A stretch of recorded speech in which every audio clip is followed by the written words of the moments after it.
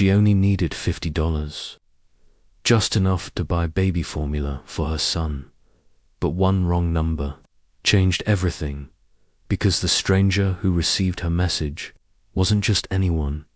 He was one of the richest men in the world, and what he did next would shake her life forever. It was past midnight. The city outside was silent, too silent. Inside a rundown apartment, a young mother sat on the cold kitchen floor. Her name was Mira Jensen. A baby blanket hung from her shoulders, thin and faded, but it couldn't keep the chill away. From the bedroom, her son cried, "Noah." His voice was small, but desperate, hungry. On the counter sat an empty can of formula. The last scoop was gone. She had stretched it for days, watering bottles down until even water could no longer fool his little stomach. Mira closed her eyes. She wanted to cry, but she held the tears back. Tears couldn't buy milk. Tears couldn't quiet hunger. Her hands shook as she reached for her phone.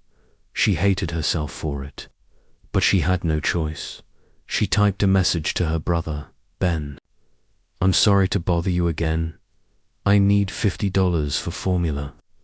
Noah's almost out. I get paid Friday. I'll pay you back, please." Her thumb hovered.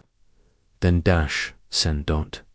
She set the phone aside, pulled the blanket tighter, and waited. Minutes passed. Then her phone buzzed. Relief, hope. She grabbed it quickly. The message read, "I think you meant to. Send that to someone else." Her stomach dropped. Her chest went cold. She checked the number, 1 digit off. A stranger. Panic surged. She typed back fast, "I'm so sorry. Please ignore this.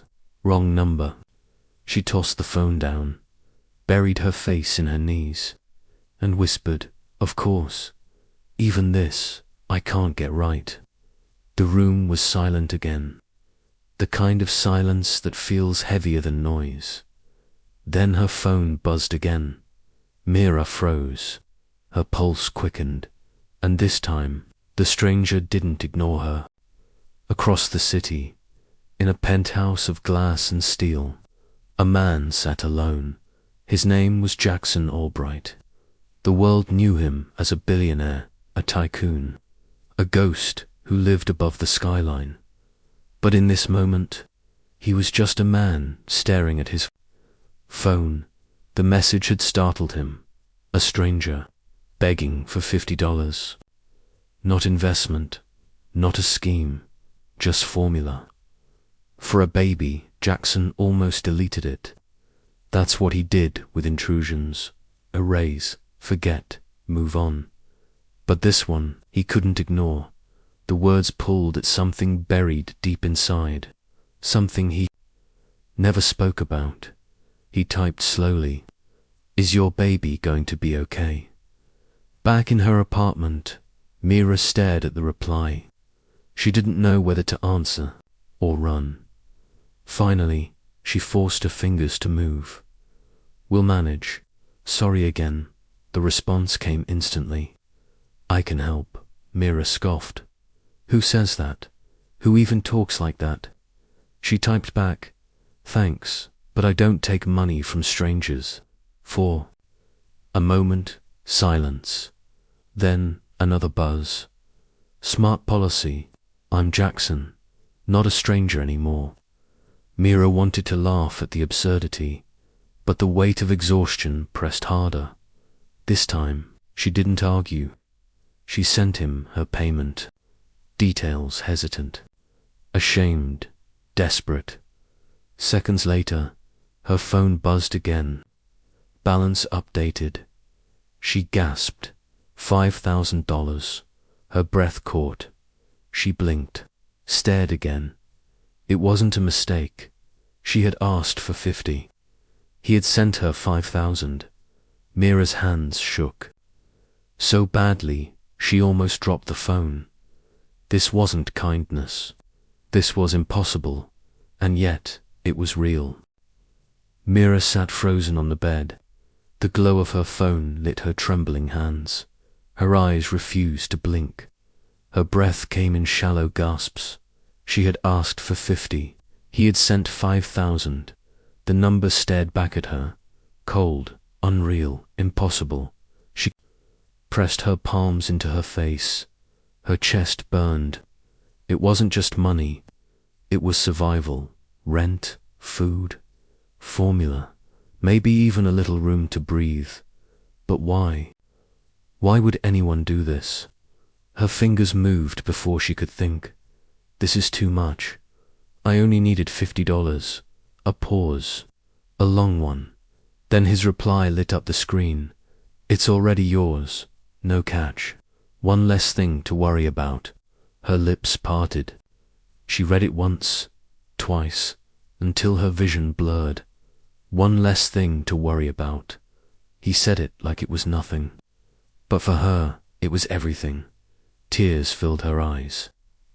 She tried to fight them, tried to stay strong. But for the first time in months, she broke, not the silent tears she had hidden in the dark, but deep sobs, messy, shaking, unstoppable. She thought of every moment she had swallowed her pain, the day she lost her job, the day the car was taken, the night Noah's father never came home. She hadn't cried then. She couldn't afford to, but now, for the first time, she let it out. She glanced at Noah, finally asleep, his tiny fists unclenched, his breathing steady, peaceful. Her vision blurred again, because all she had wanted was a single can of formula. And instead, a stranger had given her a miracle. Then her relief turned cold. A thought stabbed through her chest. Her eyes widened. Her heart pounded the message, the one he sent before. Just take care of Noah. Mira's lips parted. Her throat closed. She whispered into the silence, "How does he know his name?" The room seemed smaller, darker, heavier. Gratitude twisted into fear. Hope tangled with suspicion. She hugged Noah close, her eyes on the door, her mind racing. Who was this man, and how? Much did he already know. Across the city, high above the sleeping streets, Jackson Albright sat alone. The penthouse around him gleamed. Marble floors, glass walls, a view that stretched forever. But he didn't notice any of it. His eyes stayed fixed on the glow of his phone. That message, that desperate plea, it had reached him on the number almost no one had. A number reserved for family, and he had no family left. Why had he answered? Why hadn't he deleted it like the others? He told himself it didn't matter. He told himself it was nothing. But it wasn't nothing. It stirred something in him, something he had buried long ago. Her words replayed in his head. Noah's almost out. I'll pay you back Friday. It wasn't a con. It wasn't a scheme. It was survival. He typed back carefully, each word measured, because once upon a time, someone helped me when they didn't have to. I never forgot that. Mira read those words in her dim apartment. Her chest ached. Her throat tightened. Nobody had ever said that to her.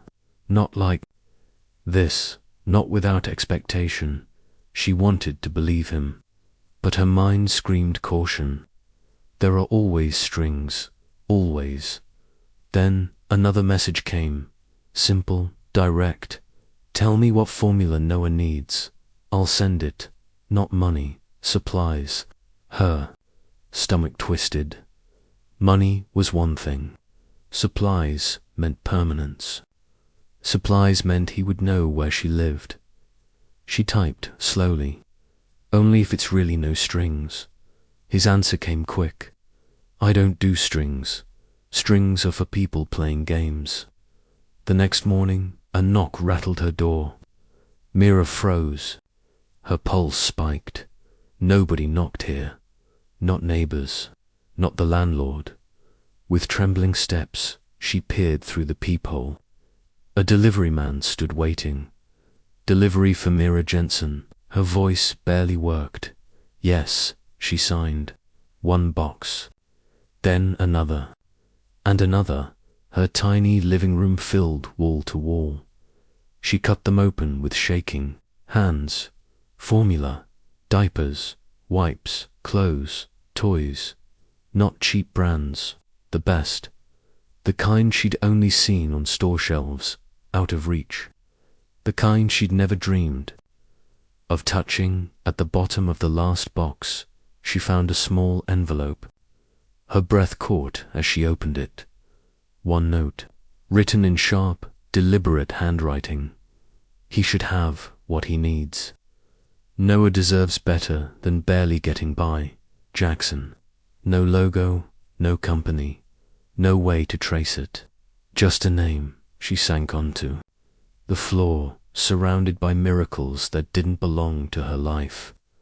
Her chest burned with gratitude, but beneath it, suspicion gnawed. Who was this man? Why her, and what did he truly want? She rocked Noah gently as he drank from one of the new bottles. She stared at his soft, steady breaths. A thought clawed its way into her mind. People don't do things like this. Not without reason, but there was no camera, no strings, no explanation. Only a name, Jackson. The night stretched on, but Mira couldn't sleep. Even with Noah resting peacefully beside her, her mind refused to quiet. She picked up her phone, opened the browser, and typed the name written at the bottom of that note. Jackson Albright. The results loaded instantly. Her heart skipped. Headlines, articles, photos. Tech mogul, CEO of Helix Core, net worth $11.8 billion. Her throat went dry. He wasn't just wealthy. He wasn't even just powerful. He was untouchable. The kind of man who built empires with a single decision. The kind who shaped futures without ever stepping into the light. Reporters called him the ghost mogul because he never gave interviews, never appeared at galas, never posed for photos. He lived in silence and in shadows. And yet, this was the man who had filled her apartment with boxes. This was the man who had wired her $5,000. Her chest tightened. It didn't make sense. Why her? She scrolled through the fragments of his life. Former military, widowed. No children, there were only a handful of pictures. In one, he walked out of a Senate hearing, jaw set, eyes like stone. He didn't look like a man who handed out kindness. He looked like a man who carried storms inside him. Her phone buzzed again. She jumped, nearly dropping it. A new message. You didn't have to do that. She typed back quickly, her fingers trembling. I didn't expect any of this. I don't know what to say. Minutes passed. Silence. Then his reply, short, steady. I know you didn't expect it. That's the point. Her chest ached. Her heart beat faster. Nobody had ever spoken to her like that. Not with certainty. Not with conviction. She hesitated, then typed the question, clawing at her. Why are you really doing this? You don't even know me. This time the silence was heavier, longer. She almost thought he wouldn't answer, until the phone lit up again. His words were simple, but they cut through her like glass. Because once, someone helped me when they didn't have to, and I've never forgotten that. Mira's eyes stung. Her hands shook. He wasn't talking about money. He wasn't talking about her. He was talking about himself, about something he had lost, and in that moment, she saw him differently. Not as a billionaire, not as a stranger, but as a man with ghosts of his own. For the first time in years, Jackson found himself unable to focus. The city stretched out below him, a maze of lights, a sea of voices he never listened to. But tonight, one voice stayed with him. Mira's, the desperation in her words, clung to him like an echo he couldn't silence. He set his phone down, poured a drink, but the glass stayed untouched. Instead, memories began to surface, ones he had locked away, ones he hated to remember. Years ago, before the empire, before the fortune, there was another Jackson, a young man with nothing, a soldier fresh out of service, carrying scars nobody could see. He had been hungry once, not just for food, but for hope. He remembered a night, cold, empty, when he sat in a shelter with nothing but anger in his chest. And then a stranger had reached out, not with money, not with pity, but with kindness. A hot meal, a place to stay, a reminder that the world wasn't only cruel. That single act had planted a seed that had grown into everything he was now.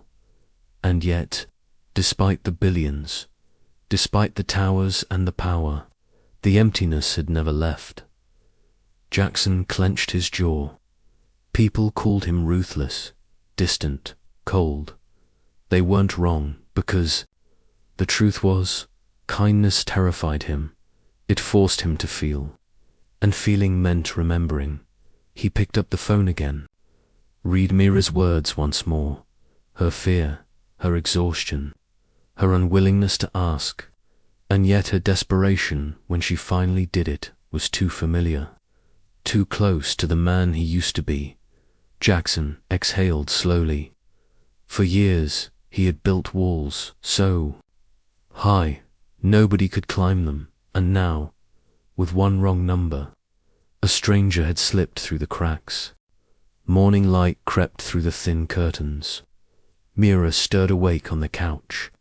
Noah still slept, cradled in the crook of her arm.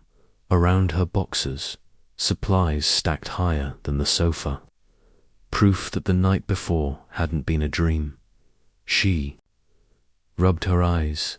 The reality hit again. Someone she didn't know, someone she shouldn't trust, had stepped into her life. Her phone buzzed. She flinched. Another message. Did the supplies arrive? Her fingers hesitated over the screen. She didn't want to answer. Didn't want to open the door any wider. But she typed anyway. Yes, thank you. It's more than I ever expected. 3 dots appeared, then vanished. Then appeared again. Finally, good. He shouldn't go without. Mira's chest tightened. Her thumb hovered, trembling. She typed back. You shouldn't have done this. You don't even know me. His reply was instant. I know enough. Her pulse spiked. She stared at the words. What did that mean? What exactly did he know? She set the phone down. Her heart wouldn't slow, because deep inside, she knew she had crossed a line. It wasn't just about the money anymore, or the boxes stacked around her. It was about the thread tying her life to his. A thread she hadn't asked for, but couldn't untangle. She looked at Noah, at his small fingers curled into the blanket, at the peace on his face. How could she regret it? How could she send it all back? And yet, a voice in her head whispered the truth. Nothing comes free. Not from men like him. Days passed. Mira tried to settle back into routine, work, bills, Noah. But nothing felt the same. Every time her phone buzzed, her stomach flipped. Would it be him again? Sometimes it was. Simple questions, direct. How's Noah? Did the formula last? Are you okay? She answered cautiously, short replies, never too much, and yet each message carried a strange comfort, as if someone, somewhere, cared whether she and Noah survived another day. Still, she couldn't shake the unease, because this wasn't normal, this wasn't safe. Across the city, Jackson watched from a distance, not through cameras, not through shadows, but through her words. Each text told him more than she realized. The way she hesitated, the way she tried not to ask, the way her exhaustion slipped through every line. He pictured her small apartment, the cracked walls, the empty cupboards. He had seen enough of that life before, and it unsettled him, because he felt it again, the pull of something he had buried. But Jackson Albright did not allow himself attachments. Not anymore. Attachments meant weakness. Weakness meant loss. He should have cut the line already, deleted the thread, erased her number, but every time he thought about it, his chest tightened, as if letting go of her desperation would mean betraying his own past. Back in her apartment, Mira scrolled through the messages again. One name, one stranger. Tied to her now, she whispered under her breath, almost afraid of the words. "What do you want from me, Jackson?" Her voice disappeared into the silence, but her heart knew he wasn't done with her yet. For years, Mira had learned to survive without help. Every bill, every late fee, every hungry night, she had carried it alone, because when she asked for help, people turned away, or they reminded her of the debt, the shame, so she stopped asking. She stopped expecting, but now, boxes sat in her living room like silent giants. A number glowed in her bank account that didn't belong there. It should have felt like freedom, but instead, it felt like a chain. Kindness this big always came with weight. That night, after Noah drifted to sleep, Mira sat by the window. The city lights flickered in the distance. She stared at her reflection in the glass. Her phone buzzed again. Jackson, double quotes, did Noah sleep? She bit her lip, typed slowly. Double quotes, yes, finally, thank you, again, for everything. A pause. Then his reply, don't. Thank me. He deserves better than what the world gave him. Her throat tightened. She whispered into the dark. So do I, but she didn't type it. Instead, she set the phone down, her chest heavy, because she knew, the longer this continued, the harder it would be to walk away. And yet, across the city, Jackson sat in silence, staring at her last message. The words haunted him, not because of what she said, but because of what she didn't. He poured another drink he wouldn't touch, leaned back in his chair, and for the first time in years, he wondered if giving without reason was enough. Or if deep down, he was asking for something too. Jackson Albright was known for one thing: control. He controlled his company, his fortune, his image, even his silence. Every move calculated, every word measured, every weakness hidden. But lately, his control was slipping. He found himself checking his phone more often, waiting for her replies, wondering how she was managing, wondering if Noah was okay. It irritated him, infuriated him, because he was not that man. He was not someone who cared. Not anymore. Yet here he was. Reading her words again, she never asked for more, never pushed. Her messages were short, grateful, careful, but in every line he saw the truth. Exhaustion, fear, loneliness, and something inside him cracked.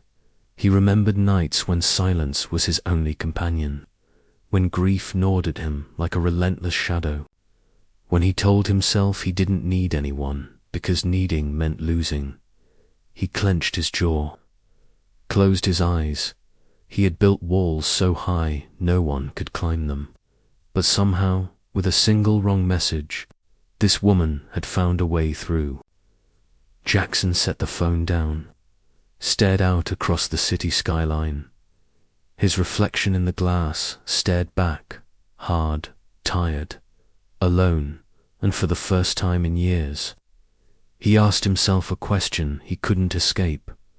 Was he helping her, or was he saving himself? The days blurred together, each one the same routine: work, Noah, bills, exhaustion. But now, there was something new, a thread of messages, a lifeline she hadn't expected, sometimes short, sometimes thoughtful, always from him. Jackson.Meera stared at her phone one evening. Noah asleep beside her. The glow of the screen lit her tired face. She whispered to herself, "Why are you still here?" Because by now, he could have walked away. Most people would have. Yet, every day he was still there. Her fingers hovered. Then she typed the question she had held back for weeks. Why me? The screen stayed blank. Minutes crawled. Her pulse quickened. Then 3 dots. They blinked, vanished, returned. Finally, his reply appeared. Because I know what it feels like to be forgotten. Her breath caught. Her chest ached. She read the words again. Again. There was no pity in them, no condescension, just truth. Raw, unshakable. She set the phone down slowly. Her eyes burned with tears she tried not to shed, because for the first time in years, someone saw her. Not as a burden, not as a failure, but as a person. Still, fear lingered. Her voice cracked as she whispered into the silence. But can I trust you? The days turned into weeks, and still their messages continued, sometimes short, sometimes longer, always carrying weight. For Mira, it felt unreal. A billionaire, a stranger, yet somehow a lifeline. For Jackson, it was something he hadn't expected. Not control, not power, but connection. Fragile, dangerous, unfamiliar. One evening, as rain tapped softly against the window, Mira sat with Noah asleep on her chest. Her phone buzzed. Another message. How was your day? So simple, so ordinary, and yet so extraordinary, because no one asked her that anymore. No one cared enough to dot her lips curved into a tired smile. She typed back, hard, but we're okay. Moments later, his reply came, then that's enough. Okay is enough. Her chest tightened. Tears filled her eyes. For years, she had carried everything alone. The weight, the silence, the hopeless nights. But now, she didn't feel as alone. She whispered into the darkness, maybe this is what hope feels like. Across the city, Jackson sat by the window of his penthouse. The glass reflected his tired face. For once, he didn't look like the ghost the world called him. Her words stayed with him. They stirred something he thought was long dead. He closed his eyes, for the first time in years. He let the silence feel less like emptiness and more like peace. Because 2 strangers, with nothing in common, had found each other through an accident. And maybe, just maybe, it wasn't an accident at all.